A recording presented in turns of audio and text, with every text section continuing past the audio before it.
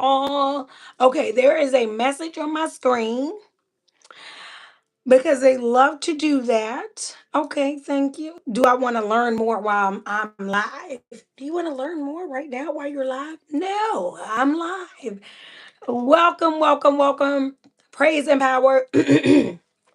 Welcome to a moment of harmony. I am so excited for you to be here on a Saturday morning. We did move the moment back to 11 a.m. this morning, and I think we're there. We're 5 minutes from there. We're there. So as people are coming in, we're having an 11 o'clock moment for those that are in real time. For those that watch the playbacks throughout the week, I know you're not worried about what time I started today, but for those here in real time, we had to push it back just a little bit. Um, it's the jungle in here. You know what I'm saying? It's summertime. It's the weekend. Getting all the specs together. So it can be like that. But yeah, but YouTube, I felt something coming. It was like something is about to happen.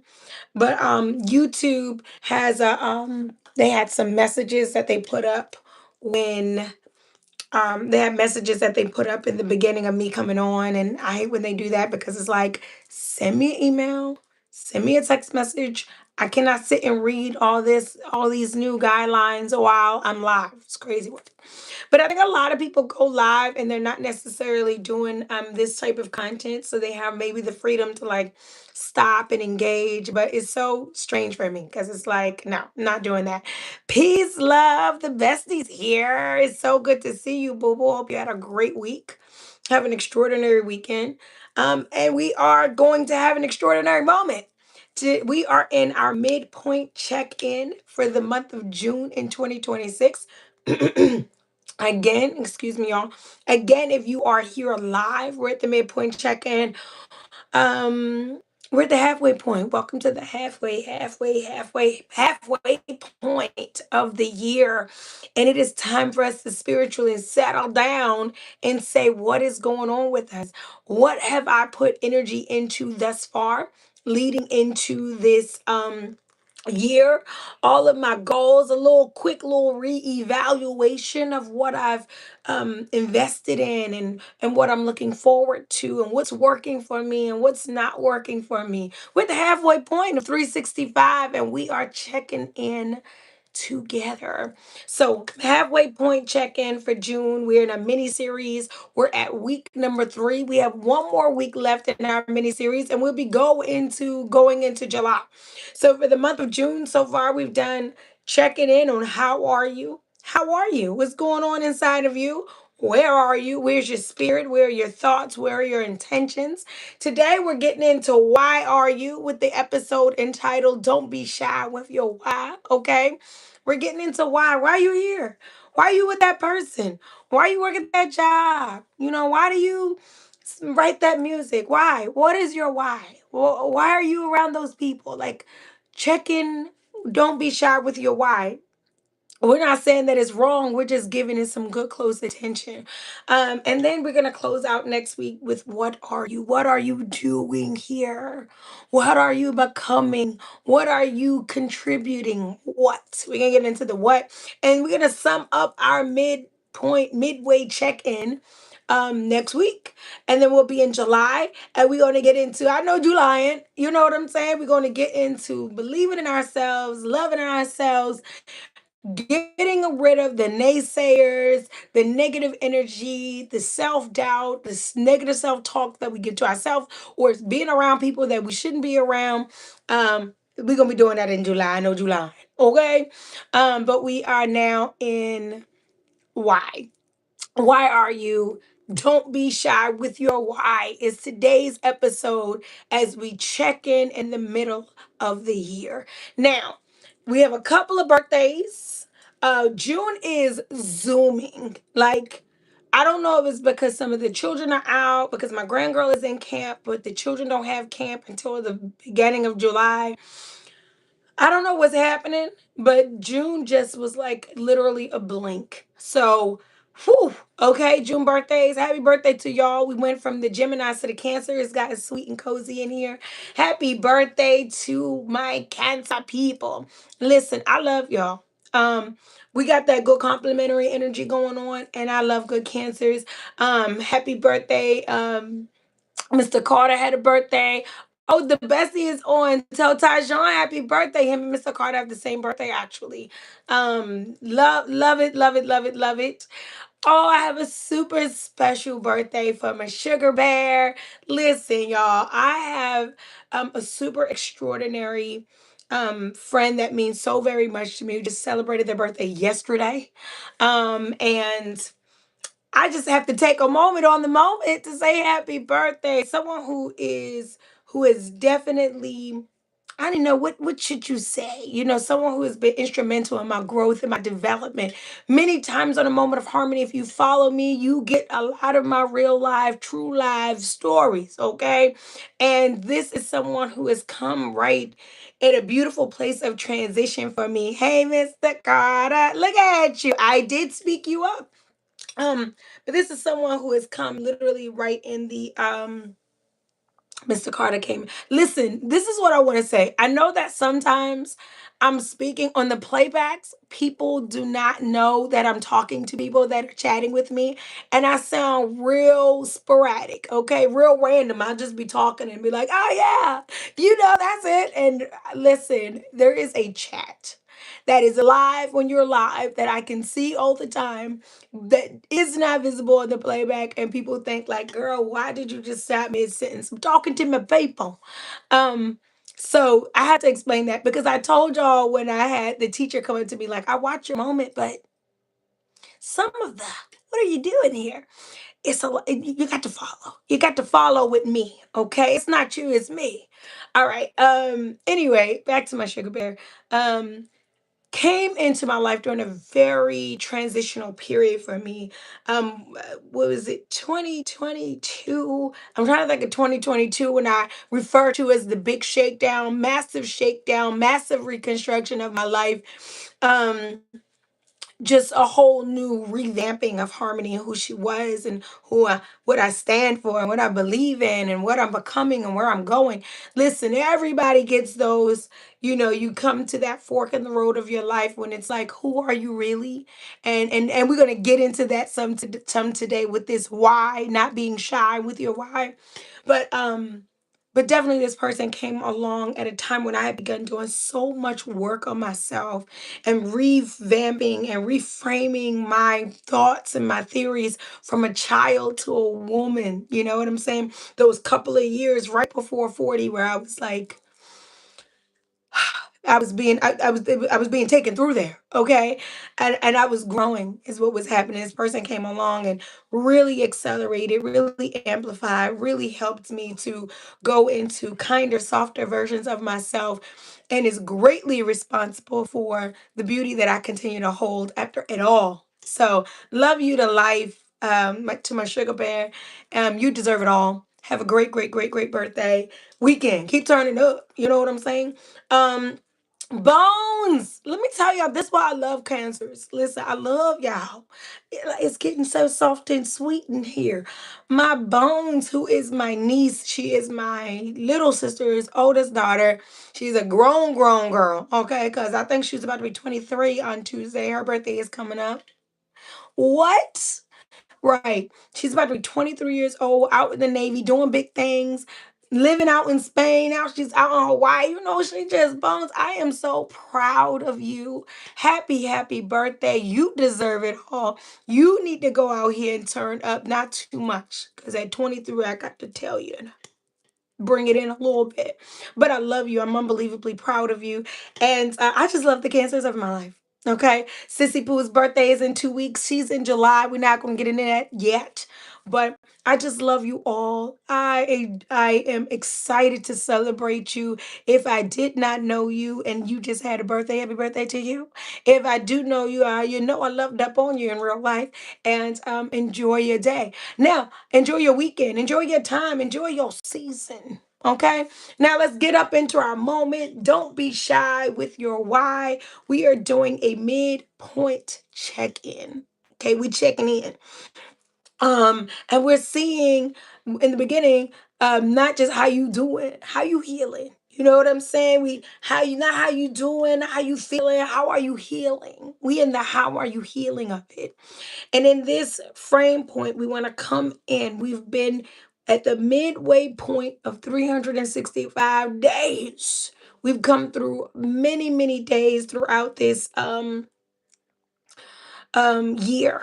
And I want us to just be able to stop and say, like, look, where I've come says a lot about where I'm going next, says a lot about what I'm going to invest in, says a lot about how I'm feeling about the way things are going. And so I want us to just really be able to tap into that together. So, why are you? Why are you here?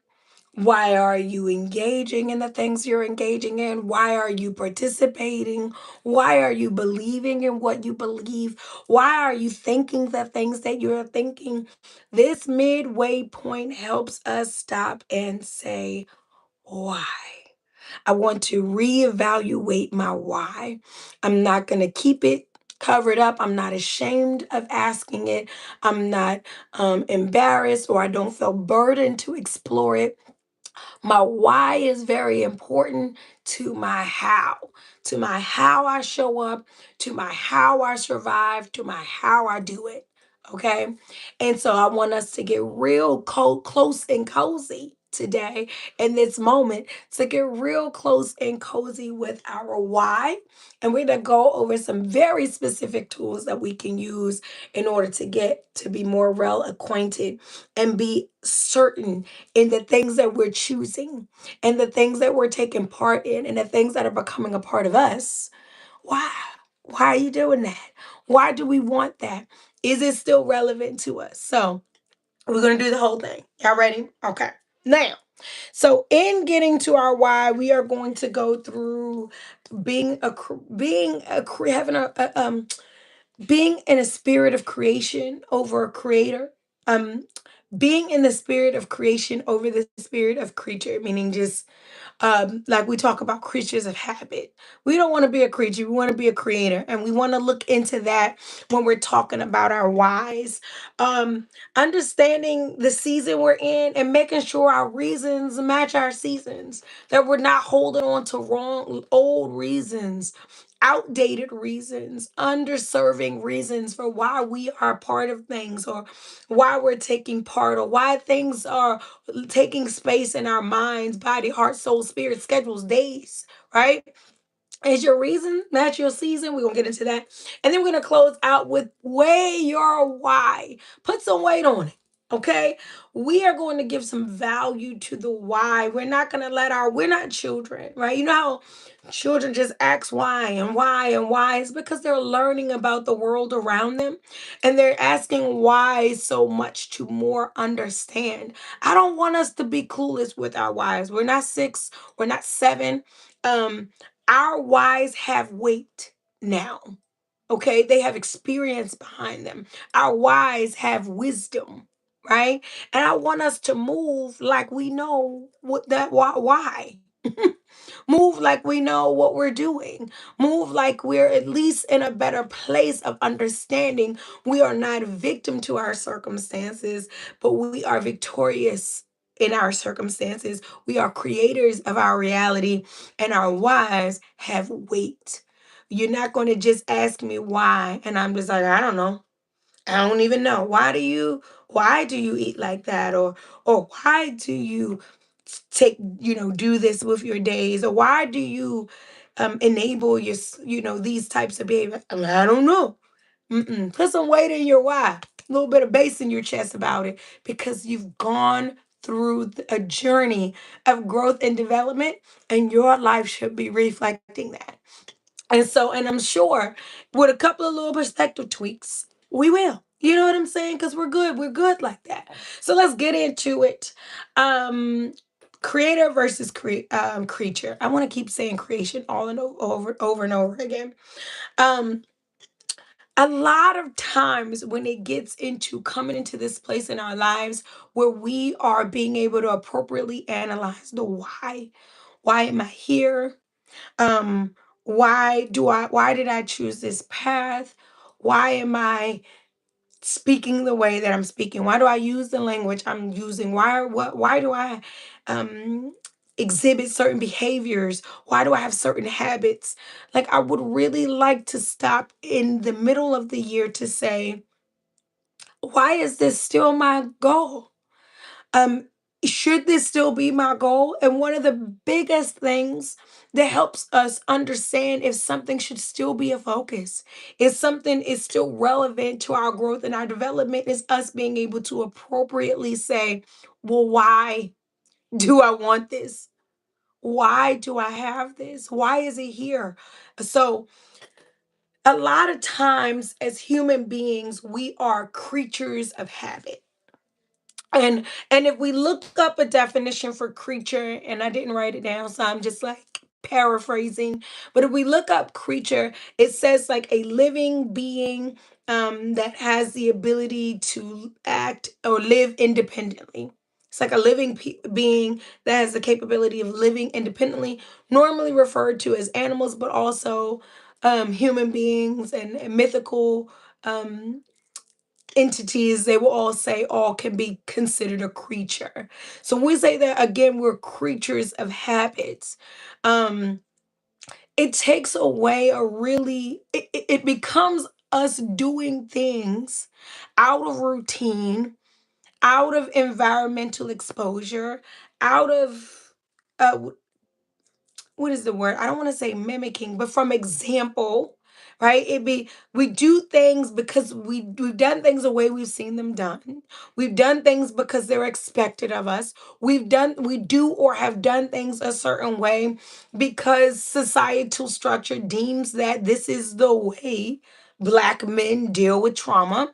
This is the way Black families handle stress or pain. This is the way women mom. This is the way of the times. Like all types of reasons that really become cycles, habits, um, fads, eras, as opposed to what is your personal, intentional why for why you are doing and living the way you are living, for why you are investing in what you're investing in, for why you believe what you believe, right? So, creator versus creature. This is the whole point of this first section. This creator versus creature mentality. Rather than being this creature of habit, where I just do what I was told, or I do what I repeat what I've seen, I regurgitate what I've heard. I really do deep diving into my personal growth and development, and find out again, why should you? Why am I attracted to this type of person? Deep intentionally, not I always saw my mom, or not this is what is normally attracted to me. Sometimes when you look into your why, you will be looking at yourself like, girl, why do you? But the therapeutic, again, not in condemnation, not in blame, not in ridicule or criticism, but really in a very deep and therapeutic, transformative way to say, why is this my pattern? Why do I say I'm going to do things and then I don't do them? Why do I get overwhelmed with the idea of this thing? This is where true transformation, and as we are meeting in the middle of the year, when we have set resolutions and goals and ambitions at the beginning of the year, and we find ourselves back in old cycles. We find ourselves in doubt. We find ourselves continuously in survival mode. We find ourselves holding on, keeping our head above water, all of the things, you know them, all of the things that are not thriving, that are not creating, that are not soaring, that are not freeing. We aren't releasing things that we said we were going to release. We realize that some things still have a hold on us. Why? We aren't attempting things. We haven't made certain things happen. We aren't able to remove certain, mommy mercy.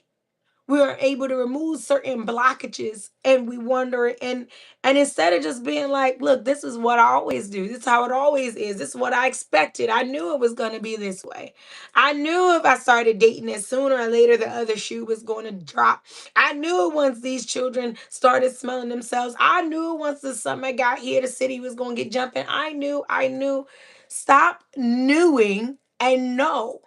And when you know, you can grow. And what you know comes from what you create.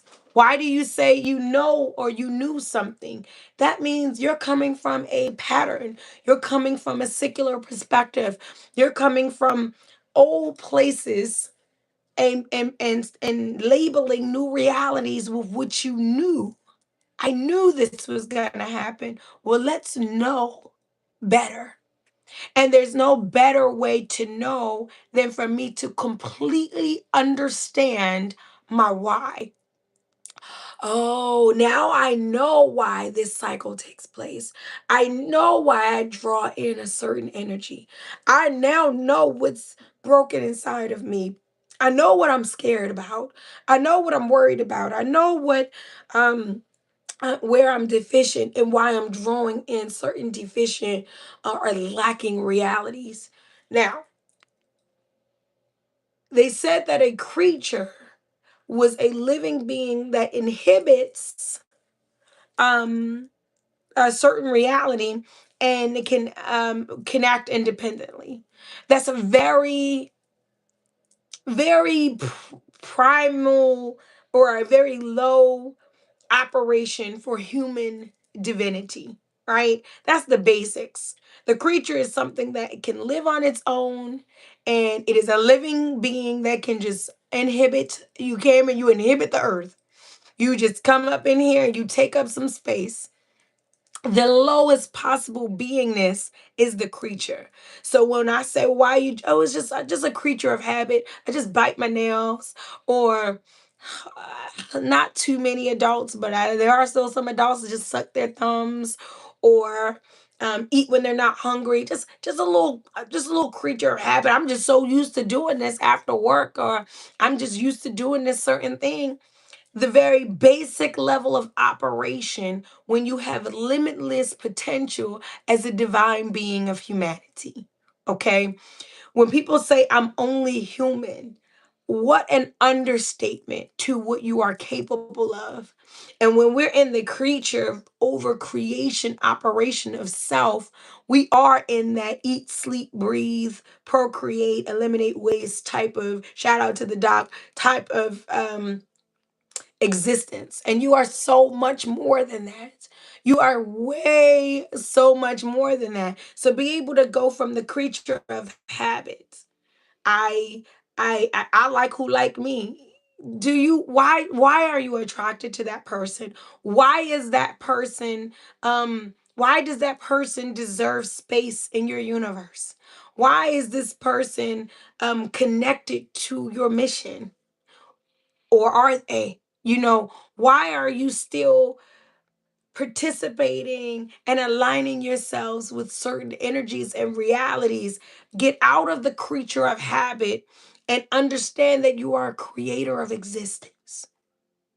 In that, when you create as a mother, right? I feed people all day long. I have to, people are literally learning life. Mom, what does this mean? Oh my gosh, I have a 7-year old. And every day see myself creating a world for her, a reality. Mom, what does this mean? Mom, why do some people say this? Why do some people, her entire perception of life is coming from me right now, right? The foundation, the bricks of who she's becoming are coming from the way I understand things, the way I convey them and explain them. That's a foundation. You are laying a similar foundation for yourself, whether you have a 7-year old running around behind you or not. But life is asking you why, and you are providing the answers to whys in your behavior. Why do you want to work here? Well, I just the best I can get. Just something to get over. You are creating and laying a foundation for a reality for yourself. Why do you keep going back to this person? I don't know if I can do better. This is it. I just love this person. But why do you love them? What are they giving you? What are they offering you? What are they bringing to you? Why are you not speaking up at work? I don't want to get fired. I don't want to be a burden. I don't want to cause no trouble. But you can't sleep at night and you can't digest your food and you can't think straight. You have brain fog. You're forgetting everything. But you don't want to cause no trouble externally with all the trouble accumulating within you internally. Years of forgetting your why. But on a moment of harmony, we're going to go ahead and look into that why today. Don't worry about it. Don't worry about it. Um, so as a creature, you inhabit. You are just here to inhabit the earth. But as a creator, you are here to inspire. I do not just inhabit, I inspire. Being able to go into my why means that I confidently, courageously, and unapologetically, shout out to my Linda, that's her new word this year, her favorite word this year, unapologetically influence my life. I inspire my reality. I don't just live here. I don't just work here. I don't just absorb information. I'm not just on a feed. I'm not just taking in, taking in, taking in. I really am the algorithm, not someone creating an algorithm for us. I am the algorithm, the energy. I am the access. I am the access to myself, to my reality, to my higher level of beingness. I am not here to just consume, to pass time. Clock in, clock out, do laundry, work out, good night. Clock in, clock out, go bowling, good night. Clock in, clock out, eat, sleep, play the video game, good night. Clock in, clock out, raise a couple of people a little bit, couple of hours with these people, and next day start it over. You are an inspiration to your reality. You inspire as a creator what happens and what doesn't happen. And when we are not tuned into our why, it is easy for a creation or a creator to be reduced to the creature, to just be a creature of habit. I just get up at a certain time. I get hungry at a certain time. I get sleepy at a certain time. I get annoyed by certain things. Certain things make me laugh. I might get a giggle or two, and the day is over. You do not inhibit, you inspire. So stop and saying, why can't I have the things that I truly desire? I really want peace. I deserve peace. I really want vibrancy and excitement. I want to actually live this life. Let me tell y'all about myself. Whenever the time comes, which I'm praying is very far down the road, and I'm a beautiful old wise elder, okay, and I have prospered and changed and renewed and recreated and what have you, okay. Whenever the time comes that it's time for me to transition into the ancestral realm, I'm gonna tell you what I did with this life. I lived it. I lived it. I didn't love if I couldn't love the way that I chose to love. And when I could no longer love in the way that I love, I left.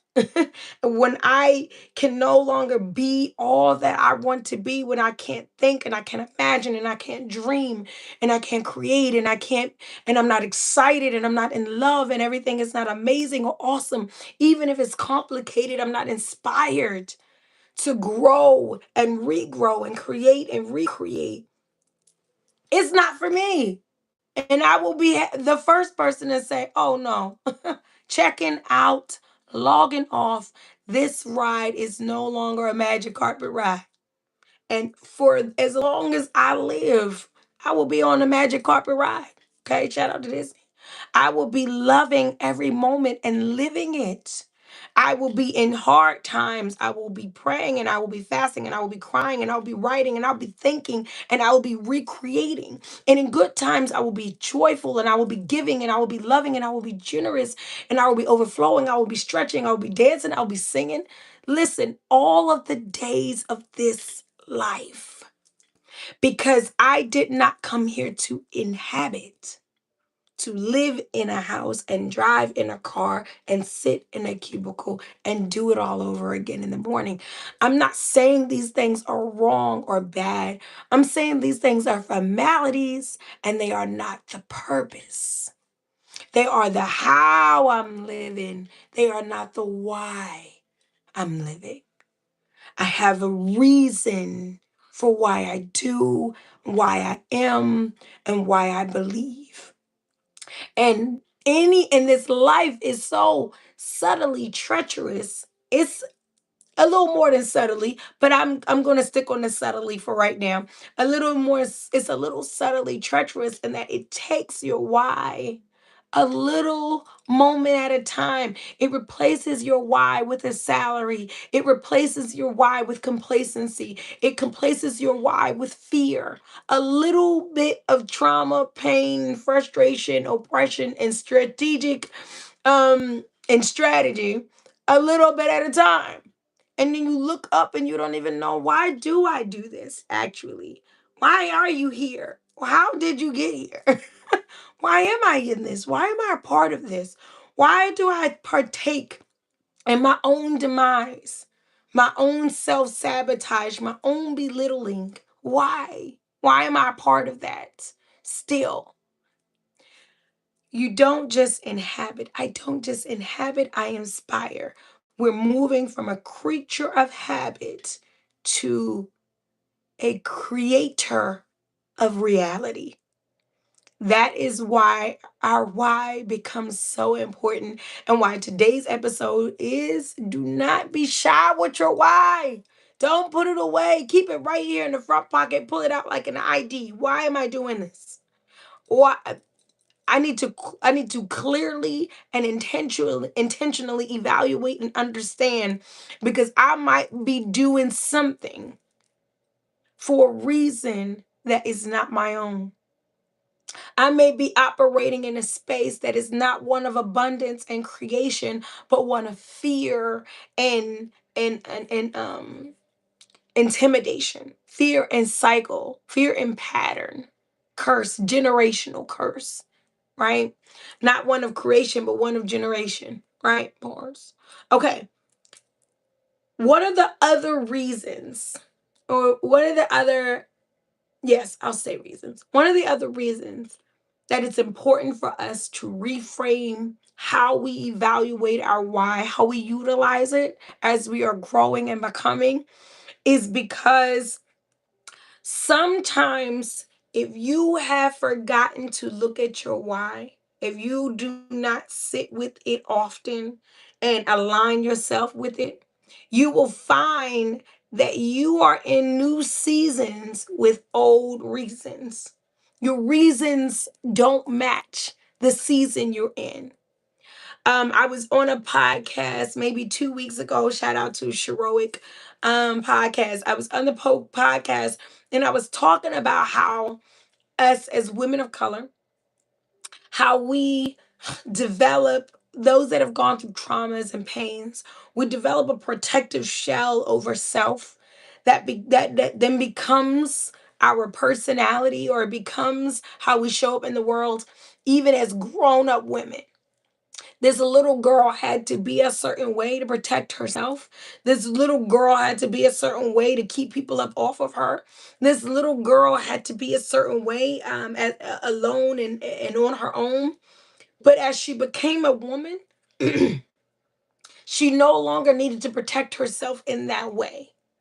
But she's been so hard so long. She's been so strong so long. She's been so independent so long. And you have to get to a point where you say, like, look, there was a season when I was like that and I needed to be. But now I'm in a season, excuse me, where being soft is what serves me. Where being intimately in tuned better serves me, where I am safe inside of myself. I don't have to stand guard outside of myself in such a way I can tune. I'm not the little girl that I was. I'm not in that predicament anymore.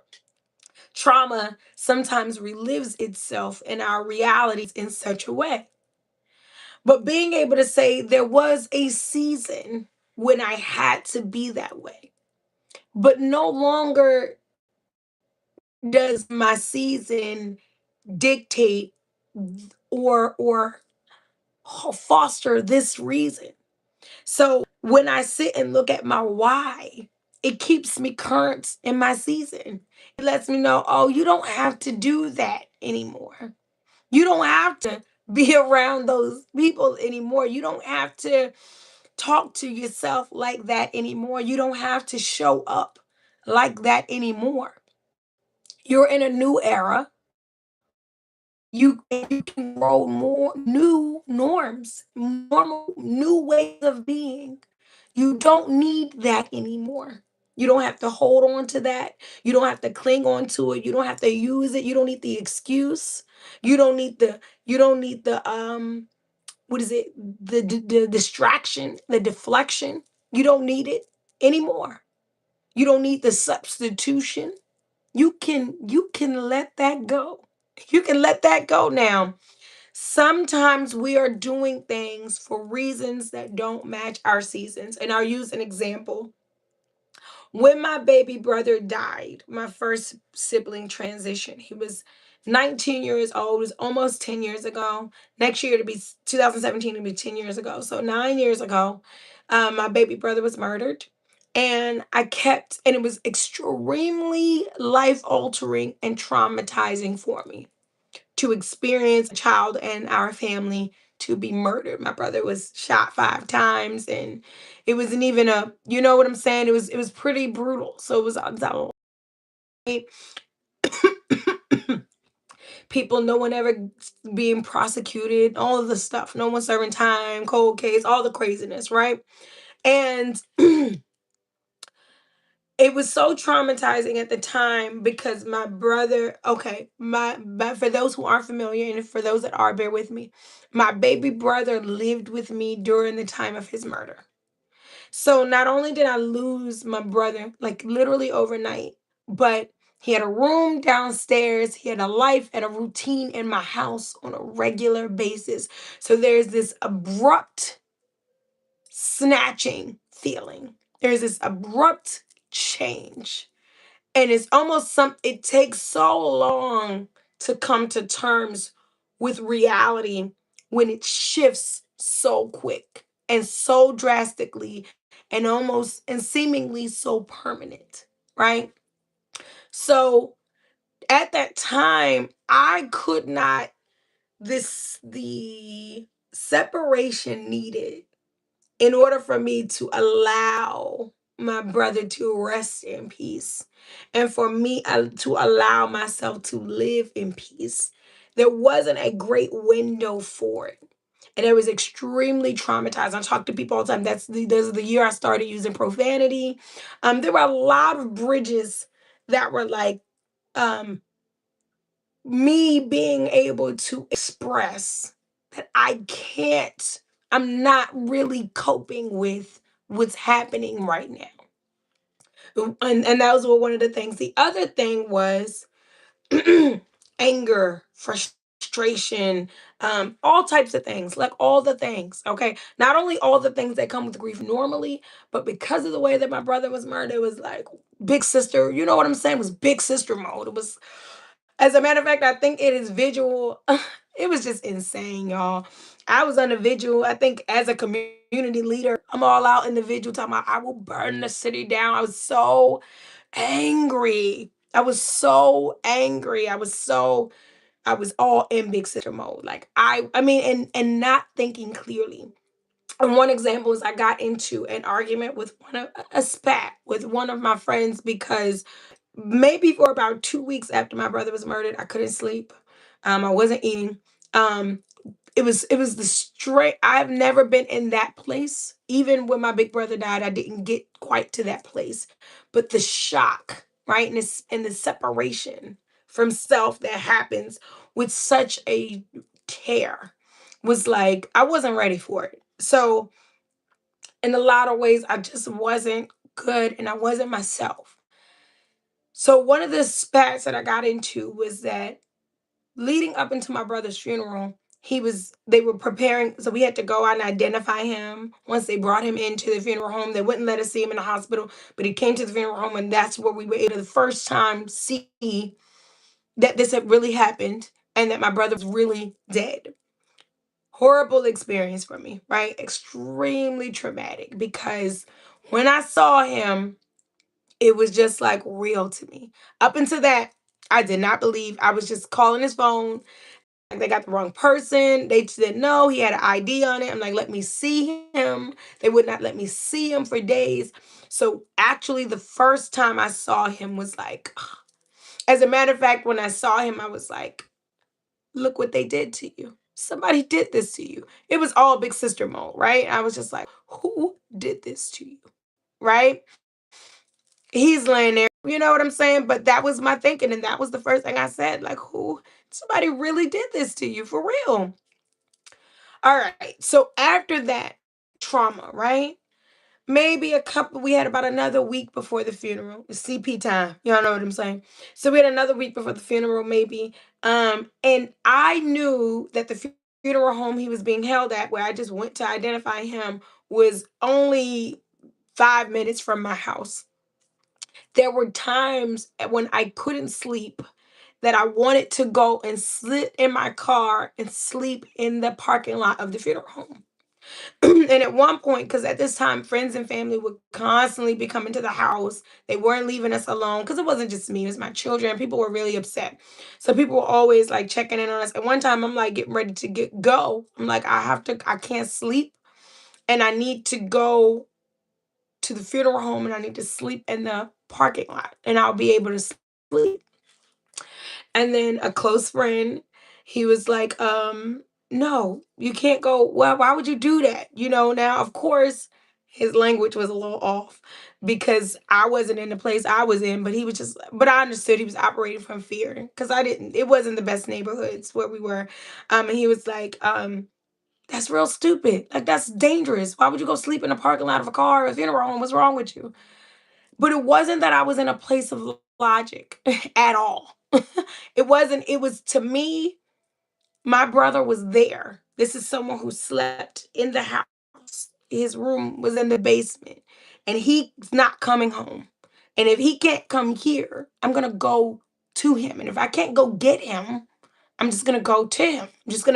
I just wanted to be close to him. I was not at all ready to accept that this was what had happened. I'm talking days. I'm talking detectives come to the door. Your brother's been murdered. 3 days later, see him at the funeral home. Next day, start preparing for a funeral. It was like, wait, first off, my brother's not even dead. Okay?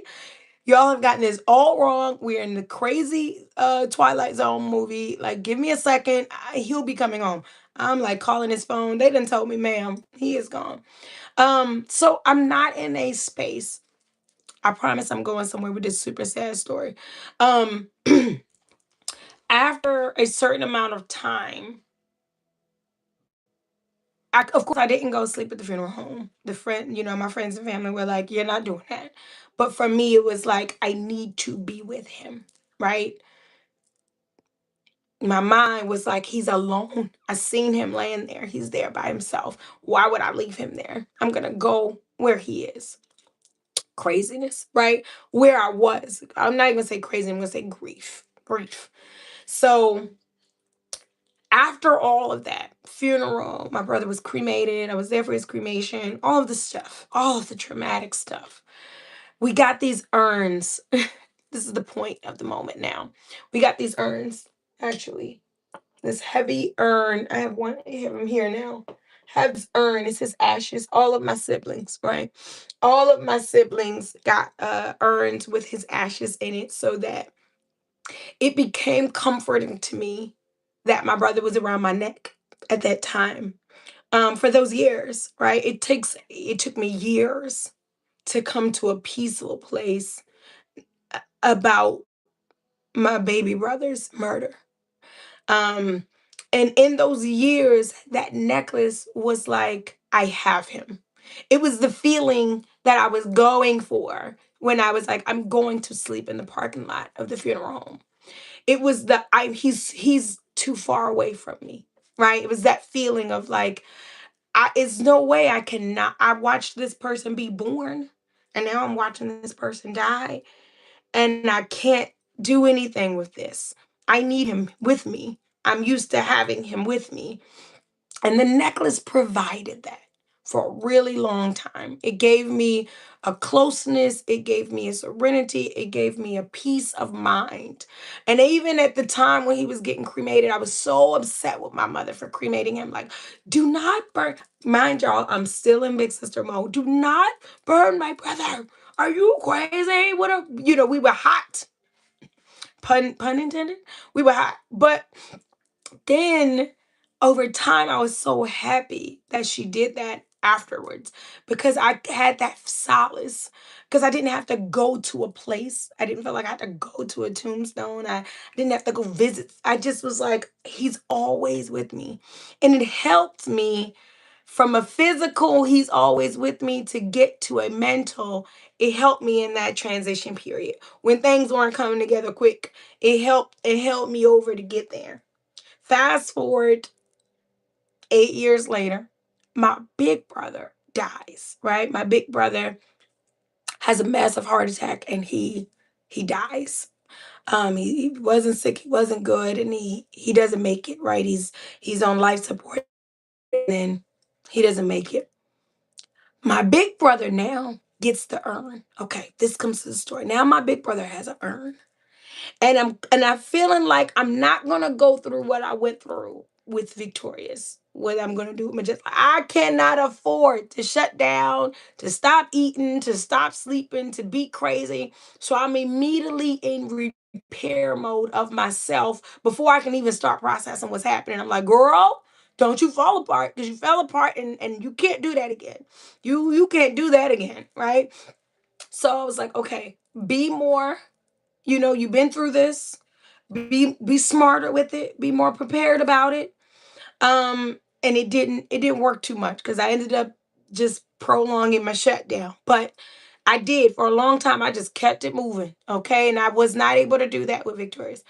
But what I did do was I tried the same method with Victorious that I did with Majestic, and that I was like, oh, give me the urn. Now I was on them. I need the urn because Victorious's urn brought me, it helped me in that aching agony, that suffering of he's not here anymore. So I was like, oh, Majestic's urn is gonna, I need his urn so it can help me supplement that he's not here anymore feeling.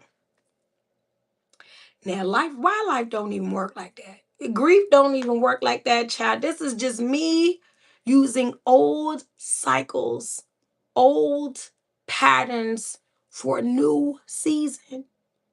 I'm not taking into account that I'm almost 10 years older than when this happened. So much more life has happened. My circumstances were different when I was dealing with what I was dealing with Victorious. But I'm just quick. I know the solution. Give me the urn. What ends up happening is that now I'm walking around carrying two urns all the time. And what it used to do for me to carry Victorious, it was doing the opposite to carry Majestic and Victorious. It was literally, figuratively, and literally a reminder to me that I was carrying too much by needing them there with me to be okay. And and I would say, like, I would go through all these transitions first. I was like, well, maybe I should put them both in one urn because it was physically uncomfortable. This is as above, so below. It was becoming physically uncomfortable to carry two big, oh, these not even little. They're not light. They're not light. I was carrying the two of them in my chest area all the time. I mean, not taking it off unless I was working out or swimming. Okay. But heavy, they were heavy. And I was like, dang, it don't feel the same way it felt when I needed the urn for Vicky. But I couldn't decide to take one of them off and keep the other one, right? Because I needed them both with me. And I realized like I started to have some different health concerns, and I was turning 40, and I was like, look, God, on my breast health. And I was like, it's not even good for me to carry these heavy. I can't move. When I move, they hit me in the face. I would go for, I can't tell you how many times I thought I chipped a tooth, right? Because I lean and pick up something and the urns bust me in the face. But it was literally starting to show me this isn't going to work for you the same way it worked for you then. You don't feel the same solace. It hasn't solved all your problems, and it's just heavy. And every time you look in the mirror, and every time you feel this weight, and every time you lay on your chest, or every time, because I would lay and all them irons would just be, it would just, it got so uncomfortable. And it became a reminder like, this is not even good for you. You went from something that helped you in one season, and it doesn't help you in this season. It's actually doing the opposite. And so I was so scared because I had all of this emotional significance wrapped up in these necklaces. And I was like, what will happen if I take them off? Will I not be close to my brothers? Will I not remember them every day? All of the fear, right? The fear from early grief. I'm not taking into account all the wisdom I've gained on grief over the years, all the workshops I've done, all the books I've read, all the personal work I've done on understanding grief and living with it in a healthy way. And I'm still holding on to this thing, these habits that helped me when I wasn't well. When I was not informed, when I wasn't experienced, when I wasn't where I am. And so when I took them off, I actually felt literally lighter. Now they're heavy. But I have siblings. I have people, like everyone has my brother's urns, like their friends, my siblings, my mom. I have people that don't even wear them every day, that never wore them to start for their own personal reasons. Like they may put it up in their car, they put it up in their house, might have it in near a frame. But for me, I needed them on me. And then they got too heavy on me. The reminder, it went from comfort to a daily reminder that two of them, right? I even used to joke with my bestie. I used to be like, look, at this point, it's like a charm bracelet. It was harnessing fear. It was bringing about the thoughts of who's going to be next and what's going to happen next and how much time do I have before another sibling. It it did the exact opposite of the calming effect. So the reason I needed to wear the necklace was for the season I was in, a season of dismay. I was in a season of fear. I was in a season of worry. I was in a season of I was literally in an outer body experience. And the necklace was a grounding for me. It reminded me, the touch of it against my skin put me back in what was happening. And then as I got older and I learned and I became and I did not need that type of reminder anymore. But I held on to it because it worked before, to the point where it was hurting me, it was inconveniencing me, it was literally weighing on me. And I had to come to a spiritual place and say, take them off.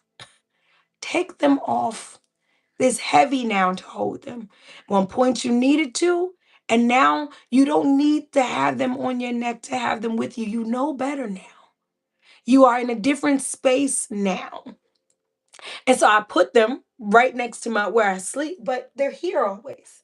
And then I got a beautiful birthday gift where I got them on a necklace. Shout out to the general, right? So it's like I have them always. And I feel just fine, and all that I didn't think I was going to be okay. But that's because I was gauging them. I was gauging one experience off an old experience, and the reasons and the seasons were not aligned. All right, Harmony, you told us that very long, sad story, right? What does that have to do with our why? I'm glad you asked. Okay. There are people that worked for you when you were in college. They worked for you when you were down on your luck. They worked for you when you were a younger, needier version of yourself. And they don't work for you where you're going in life. They're not a part of the rest of the story. Now you're older. Now you understand. This is where you better do. You say thank you for your chapter. But in this chapter, I need, right? There was a time when I would only attract because I grew up so very independent, so tough within myself. Shout out to Baba, Baba Imhotep used to call me the Lone Ranger. I didn't trust nobody, rock with nobody, listen, because I had been through a lot and had taken care of myself a lot. And so I would attract only a type of guy that did not even need to do nothing for me. I don't even want to owe you nothing, sir. And then I grew up and I changed and I understood things differently and I began to heal. And I'm saying, like, you worked in that time when I was afraid, when I was worried. You were good. The distance, the emotional unavailability, it worked for me because the emotional access was scary for me. We were good.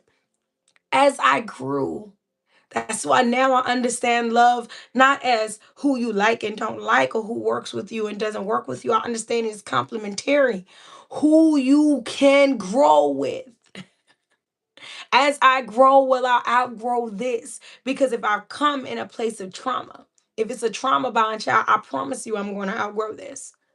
If this is based on, if the why is superficial, if the why is temporary, if the why is low vibrational, I'm going to outgrow this. I've learned to reevaluate my why. There's a new why. There's a new reason I go after. Well, I'm a lady, so I don't be going after nothing. Okay, comes I align. Okay, I just draws it in. But there's a new reason why I accept or align with. It's not for the reasons I did back in the day, right?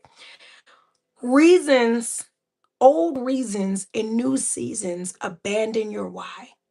Abandoning your why is abandoning your truth. Old reasons in new seasons, abandon your why. And abandoning your why is abandoning your truth. And you will never reach fulfillment and happiness.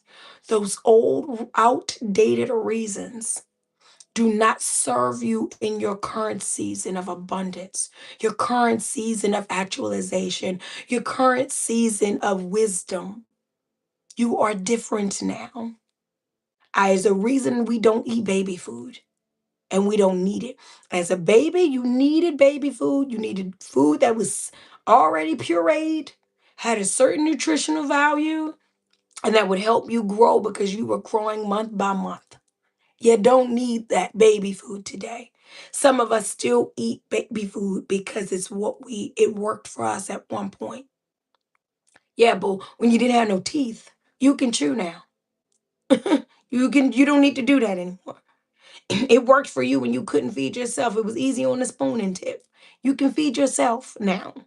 You can get something a little more complicated. Go and get you a chopstick meal. You can do it. Old seasons, old reasons and new seasons hurt us and harm us. Okay. And when we are familiar and acquainted and comfortable in our why, it moves us away from, well, I've always done it this way, or all the women did it in my family this way, or all the men, or my parents, or all the old seasonal is out of season. Okay. It's a bathing suit in the wintertime, boo. Let it go.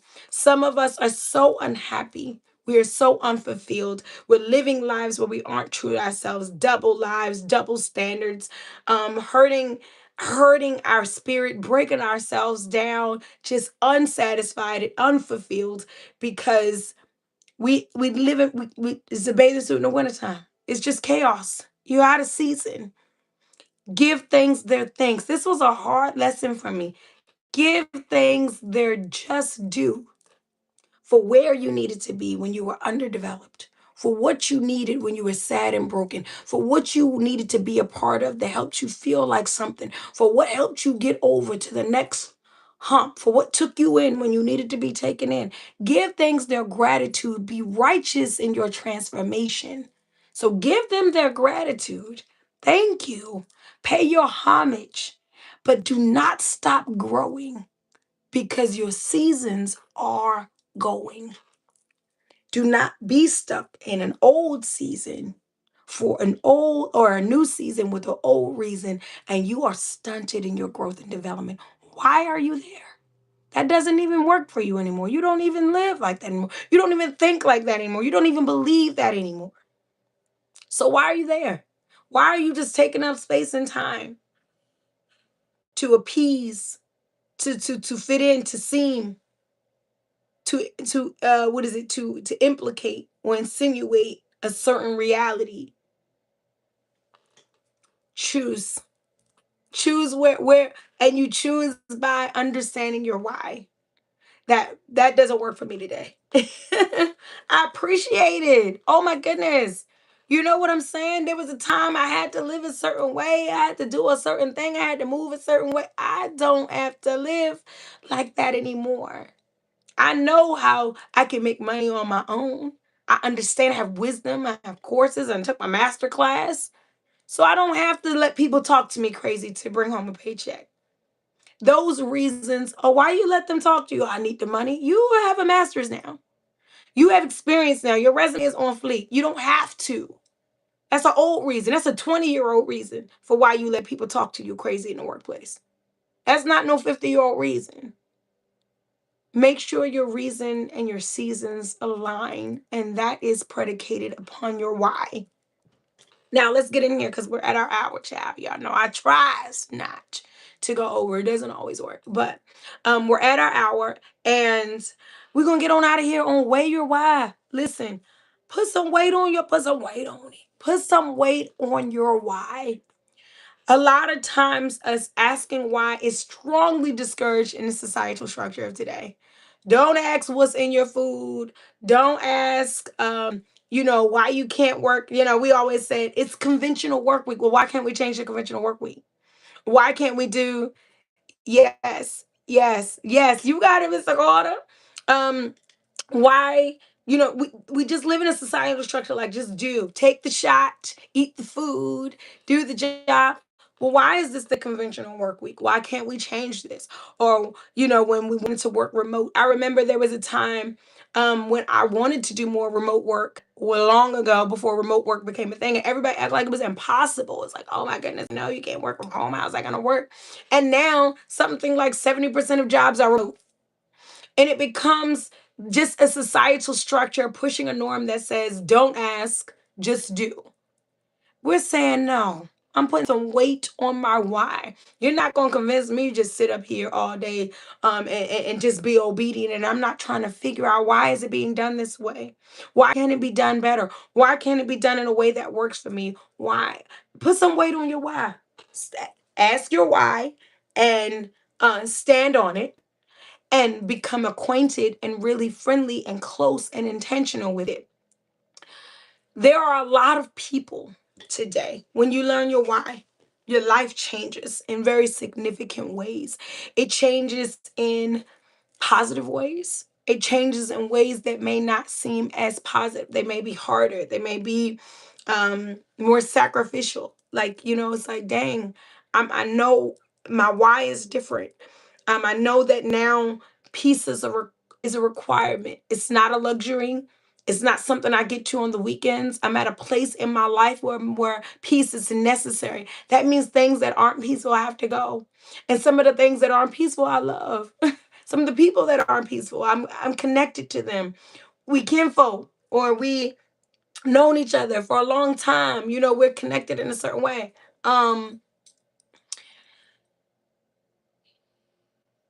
Learning your why, understanding it, appreciating it, honoring your why sets you up for an alignment and a success that is divinely yours, and things that no longer fit where you're going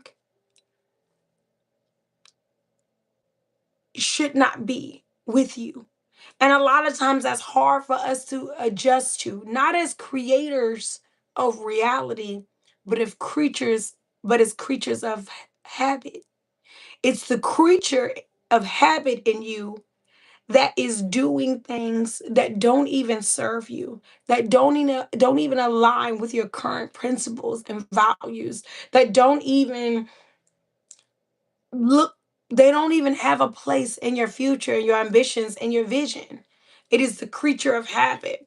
So there are people that are going to be really, even to this day, they will say they think you don't love them, or you don't like them, or you don't, you got some type of ill feeling for them. And really, you just don't fit into my why. It's not that I don't like you. I love you. It's not that we're not cool. I just can't spend all time with you because my time is allocated to my why and you don't fit into my why. My energy is allocated to my why. You don't fit into my why. You don't have a seat at the future. You were very instrumental to this season of my life. For example, I'll use for example, there are a lot of people when we are sad or we are hurting, we have coping mechanisms. It can be drugs, alcohol, promiscuity. And when I say promiscuity, it can even just be friends with benefits. Maybe you're not giving it to the whole block, but it's not from love, right? Um, it's not someone that's going to be your partner, your empire, co-pilot, your king, your queen. When you start to understand your why and the relevance and the significance of each decision you make, each brick you build toward yourself, you start to say, like, this is not a brick I'm building for myself. Again, a coping mechanism.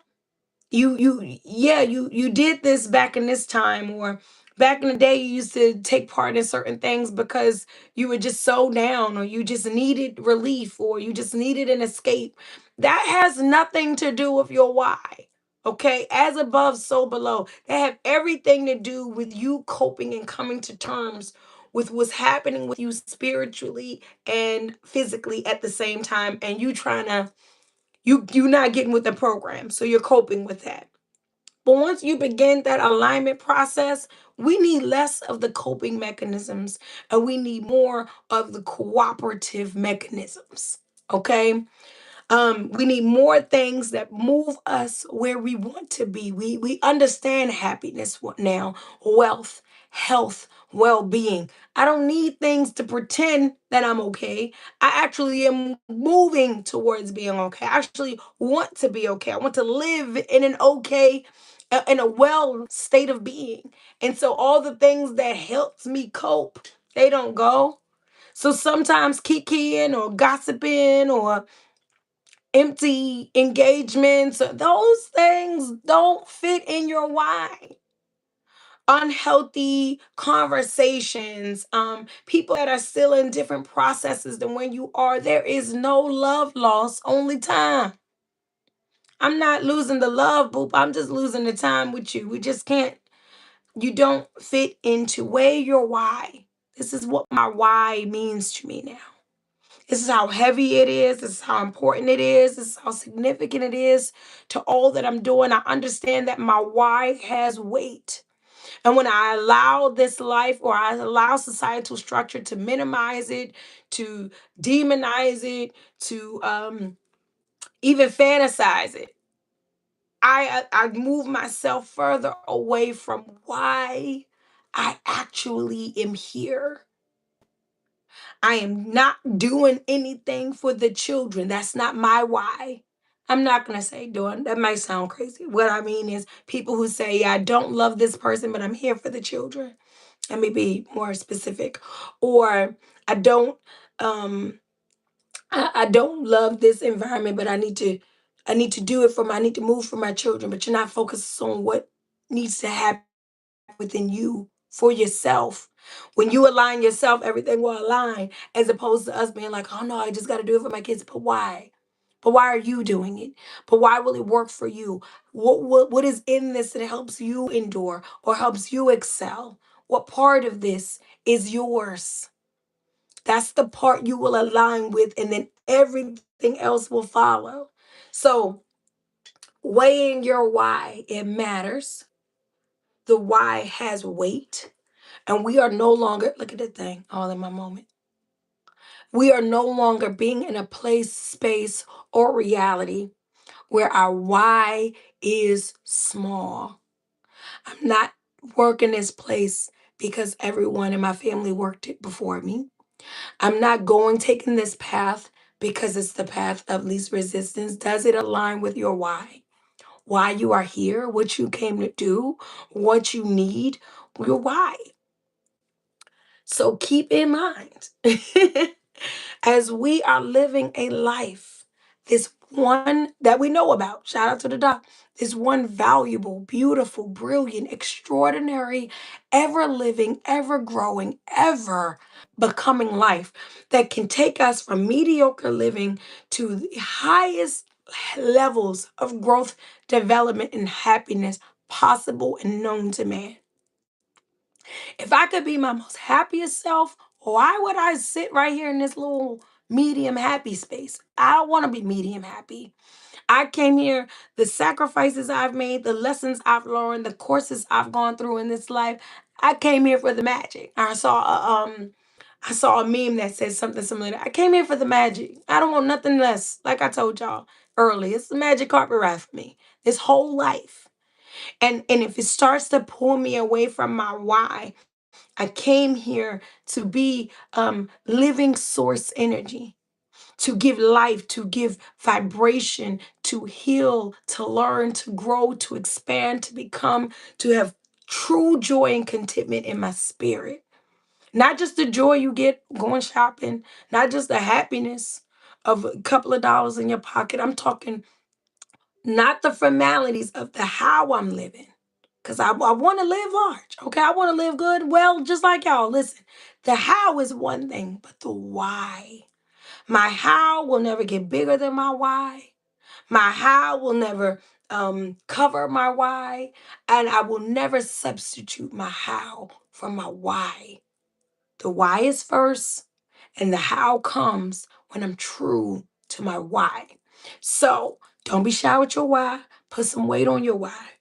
Don't just go to the refrigerator eating just to be eat. Why do you want to eat this right now? Because you feel sad? Because you feel lonely?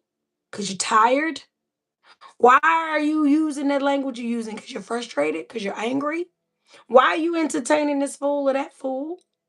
Female, male, okay. Why you taking, you don't even, this not even what you don't even like this type of energy. You can do better than this.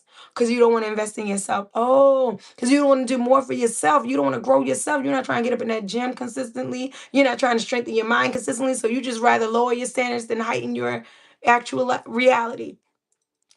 No. Where's your why? When you look at it, you say, well, I do this because put some weight on your why and watch what happens to your life. Okay. We are not creatures of habit. We are creators of reality. Our reason must match our season. Outdated things are just that, my love. They're not wrong. We don't hate them. They're just outdated, and it's okay. Old version, old chapters, last book, last year. New you, new reasons, new moments, new levels. Let's go. Okay? And then put some weight on your why. Why are you doing this? Why are you talking to them? Why do you dress the way you dress? Why do you believe what you believe? Why you spend your time the way you spend your time? Why are you in the predicament that you are in? Put some weight on your why. I love you all so very much. This is gone over. Go on. Take really good care of yourself. Do something really extraordinarily amazing for just you, oh you. Okay, your why. Not you doing it for this person, that person. They want to see you do it. They want to have you do it. What's your why? Do something for your personal why. This would make me feel good. Go and put my foot in this river, going for this walk, reading this book, taking this nap, eating this good little meal. This, I'm doing something. I'm doing a lot of somethings. If y'all know if y'all know like I know, you're doing a lot of somethings for yourself. But take really good care. There you go. Take really good care of yourself. Thank you, Mr. Carter. You listen, the best. He is the best. He just, if y'all can see his chats, he just hype your bestie up. Hype your bestie up. Okay. I love y'all so much. Take really good care of yourselves. And then after you've done really, really good things for yourself, go on out your way and take really good care of someone else. I love you all so much. Thank you for joining me for this moment of harmony. And I will see you next week for another moment of harmony.